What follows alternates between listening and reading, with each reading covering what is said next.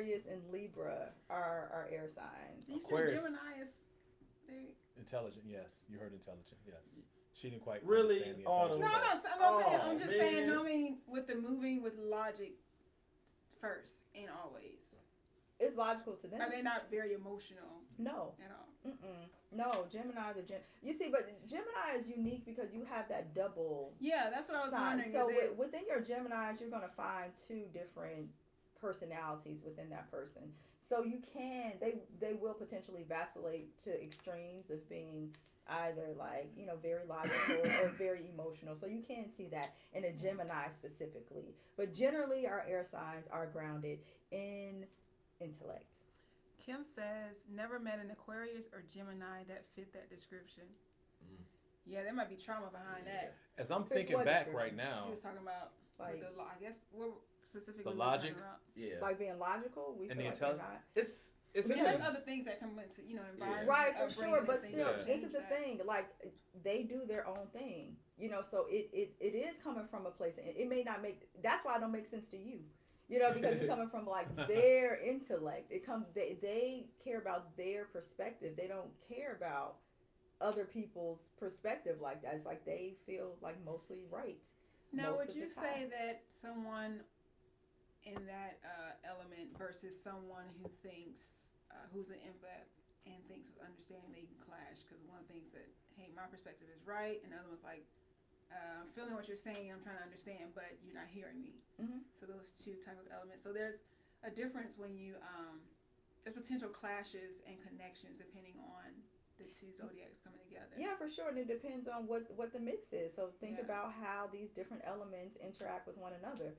Yeah. So clearly, a water sign is not going to be as compatible or as understood by an air sign because those are two conflicting elements. Water puts, what did I say?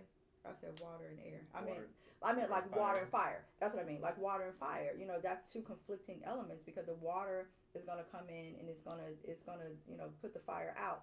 So that's not an ideal matchup there. So it just depends on like what element is which.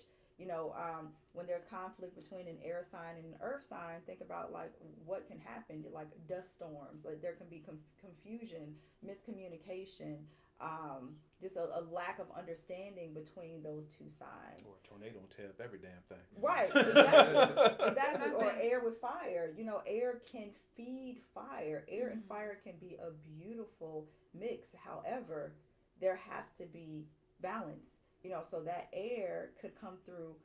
It could be a windstorm, and a couple of things can happen to that fire element in the midst of this windstorm.